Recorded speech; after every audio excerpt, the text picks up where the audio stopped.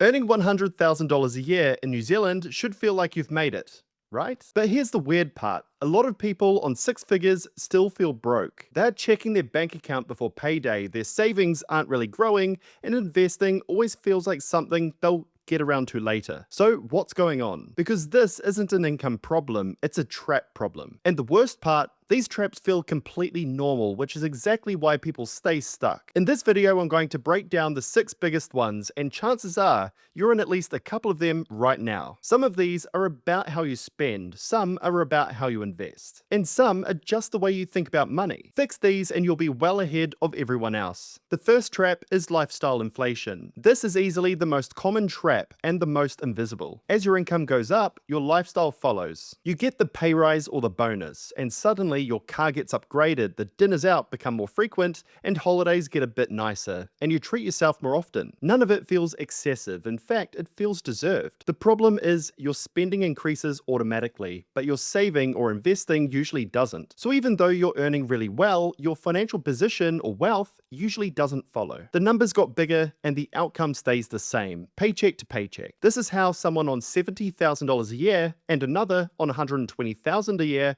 can feel exactly the same financially. Lifestyle inflation locks in the higher fixed costs too. Bigger rent or mortgage, higher car repayments, more ongoing expenses. And once those are set, it becomes much harder to step back. The key idea is simple. If every pay rise disappears into your lifestyle, you're not progressing. You're just upgrading your life in real time. And that's why people earning good money can stay stuck for years without ever building real wealth. And this is where things get even worse, because not only are people spending more, they're also not investing what is left. A lot of people tell themselves they'll start investing later, but when they earn more, when the market feels safer, or when they've got it figured out. But really, it's just procrastinating, and the money's still sitting in a savings account earning less than inflation. See, it's not a matter of how much you put in, it's really about how long it has to grow. If you delay starting by 5 or 10 years, you don't get the benefit of compounding, and this is where the real money is made. Let's take an example. Let's say you save $500 a month from the age of 25 to 50. At that point, you'd have $438,000 if we assume an average return of 8% a year. We only put in $150,000 of this,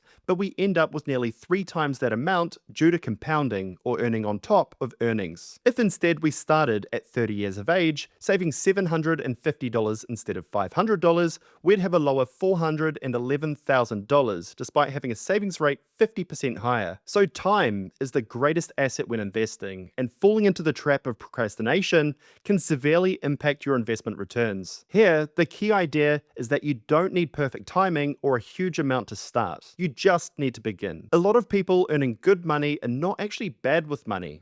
They're just stuck procrastinating. They know they should be investing, but they don't know where to start researching. That's where I found Investing Pro from investing.com genuinely useful. When I want to go from, I should probably invest, to actually taking action, I use Investing Pro to speed the whole process up. The stock screener is great for narrowing down ideas fast. So if I'm looking for dividend-paying companies with solid fundamentals, I can filter for that in seconds instead of digging through company after company. Once I find something interesting, I click in and get a full breakdown of the business. And if I don't know where to start or just want a quicker read, Warren AI is already trained on the financials and helps me analyze it faster. That's why I like it. It turns procrastination into action. Grab it today for 55% off plus an extra 15% off using my code Brent. This gives you a total savings of 70%. Just last week, I found a new stock to invest in, and I found Investing Pro super helpful for this. So hit the link in the video description or scan this QR code to check them out today. But be quick, as the sale ends this week. Now, even if you do start investing, a lot of Kiwis fall into this next trap: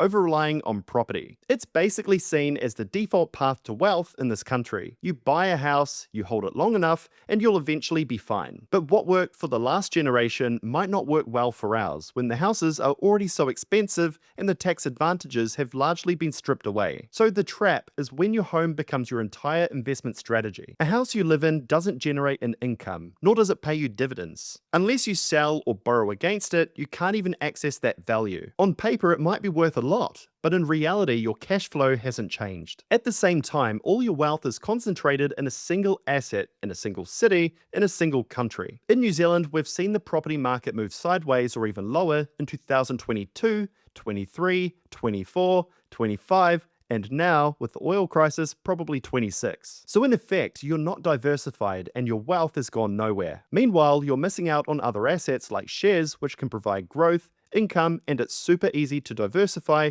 across different countries or industries. This is how people become asset rich but cash poor, living in a massive house with a few million in net worth, but eating out remains a luxury. It looks great on paper, but the flexibility and the lifestyle doesn't follow. Real wealth isn't just about what you own, it's also about how your money works for you. And when your money is tied up like that, people often turn to this next trap to fund their lifestyle, financing it with debt. These days, it's become increasingly normalized to have a car loan, use Afterpay, personal loans, or credit cards. On the surface, they make life easier, but between interest, fees, and hidden charges, they can start to bite if you fall behind on repayments. When you're earning really good money, it feels manageable, but you're really spending money you haven't earned yet. Every repayment is a claim against your future income. Before your next paycheck even arrives, a portion of it is already gone. When you start to stack multiple payments together, like car, phone, furniture, holidays, it eats into your ability to save or invest. The dangerous part is that high earners often qualify for more debt, so they take on more of it. Not because they need to, but because they can. Over time, this creates a cycle where your income rises, but so do your obligations. You're working today to maintain past spending decisions.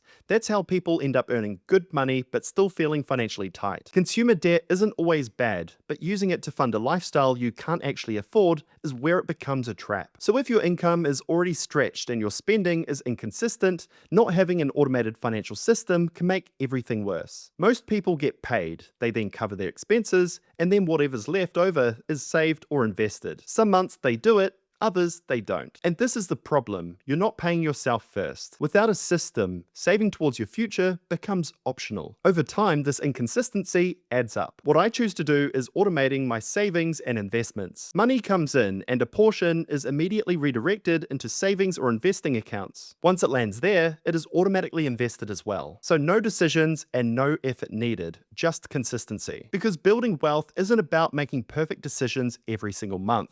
It's about removing the need to decide in the first place. We usually opt for the easy options in life, and if growing your wealth is automatic, it becomes the easy option. The final trap keeping people poor is thinking in zero-sum terms. If someone else is doing well, they've done so at my expense. You'll hear things like, must be nice, they've just got lucky, or they've got something I don't. The reality is, the world doesn't work this way. We're not all competing for the same dollar. Wealth is created, not just taken, and someone else's winning doesn't mean you're losing. If you believe success is zero-sum, you start to resent it instead of learning from it. You'll find yourself avoiding opportunities, staying on the sidelines, and thinking there's some big system conspiracy stacked against you. But the people that build wealth think differently. They see what others are doing well and ask, how can I do something similar? The key idea is that someone else getting ahead doesn't take anything away from you. Believing that it does might be the thing that holds you back the most. If you enjoyed this video, please make sure to give it a thumbs up and subscribe to my channel. I've created over 250 videos helping Kiwis and Aussies manage their money and grow their wealth. Hit the bell and subscribe so you don't miss a future upload. Also make sure to check out Investing Pro and get this amazing tool for 55% off, plus an extra 15% discount using my code Brent. Be quick because the sale ends this week. As always, thanks for watching and I look forward to catching you on the next one.